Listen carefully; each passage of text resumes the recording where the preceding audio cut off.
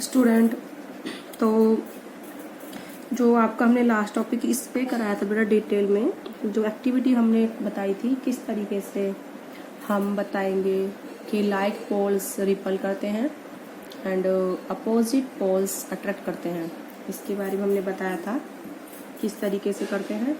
तो अब जो है बेटा वो है एक्टिविटी कि हम कैसे मैग्नेट को टेस्ट करते हैं, to test for a magnet. ठीक है, तो एक ये भी है, इससे पहले अगर हम किस कंपास के पास किसी मैग्नेट को लेके आएंगे तो कंपास पे क्या इफेक्ट पड़ेगा। देखो बेटा, कंपास की जो निडल होती है वो खुद नॉर्थ और साउथ पोल की होती है। ठीक है, वो बात अलग है, उनकी स्ट्रेंथ बहुत कम होती है, छोटी मैग्नेट होती है टिनी। ठीक है, तो इसमें लिखा भी हुआ है compass is itself A टिनी magnet, खुद एक टिनी मैग्नेट होती है कंपास। ठीक है, जो फ्री होती है रोटेट करने के लिए। जब हम अनदर मैग्नेट को लाएंगे near the compass, then magnet will attract और रिपल। ठीक है, मैग्नेट क्या करेगी, या तो अट्रैक्ट करेगी या फिर क्या करेगी, रिपल करेगी मैग्नेटिक निडल को। तो कंपास की निडल जो हमारे नॉर्थ साउथ डायरेक्शन में आती है अर्थ के एग्जैक्ट, उससे वो डिस्टर्ब हो जाएगी, वो किसी और अनदर डायरेक्शन में आ जाएगी। बिकॉज जो हम मैग्नेट उसके पास ला रहे हैं वो उसको या तो रिपल करेगी या अट्रैक्ट करेगी। सेम पोल आ गए तो पास रिपल करेंगे।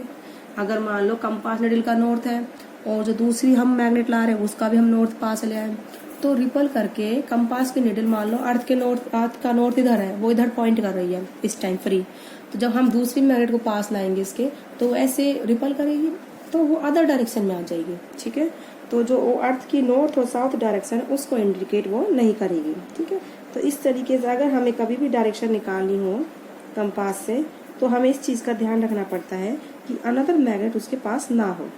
बोलो, ये बात समझ में आ गई बेटा। ठीक है, तो इस चीज़ का हमें विशेष ध्यान रखना होता है।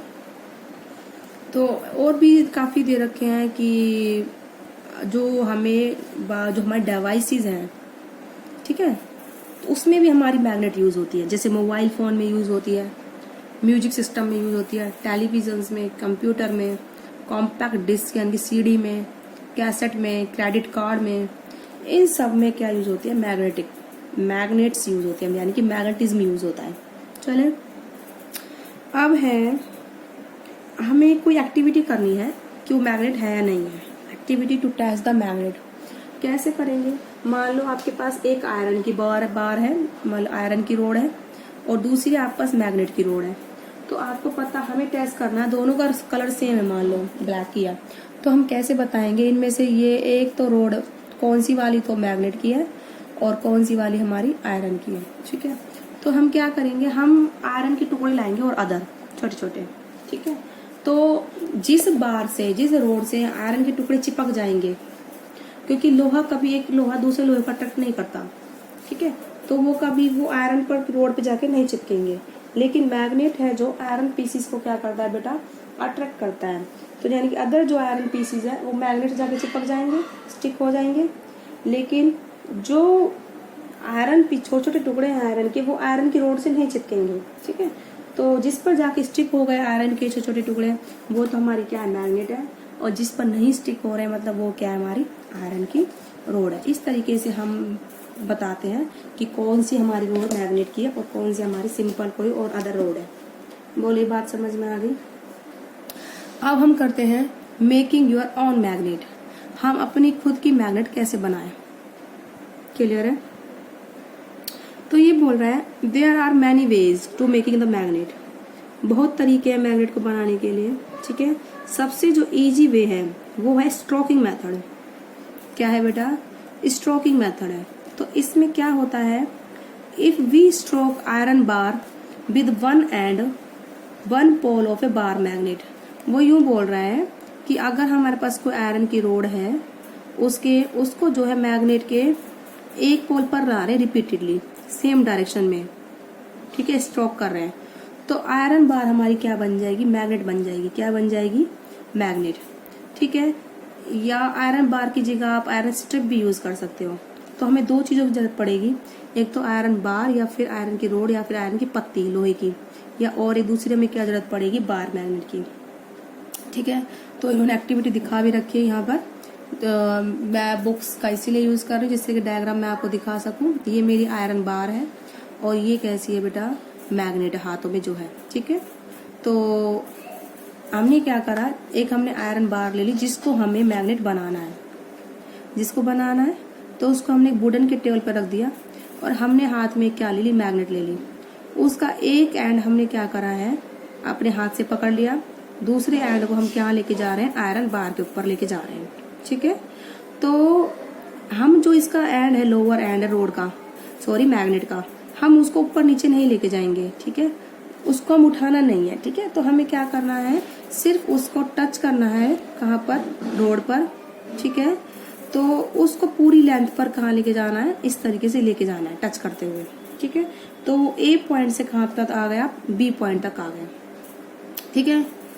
अब क्या करेंगे, अब हम इस पॉइंट पर, बी पॉइंट पर पहुंचने के बाद उस आयरन रोड को जिसको हम इसके ऊपर मूव करा रहे हैं उसको हम अब उठाएंगे, फिर इसी पर यहाँ पर वापस ले आएंगे, फिर इसको दोबारा इसके ऊपर लेके जाएंगे, मैग्नेट बार को किसके ऊपर लेके जाएंगे, आयरन बार के ऊपर, फिर यहाँ बी पॉइंट के पहुंचने के बाद फिर इसको उठाएंगे, फिर यहाँ पर दोबारा यहाँ से तक लेके जाएंगे, ठीक है।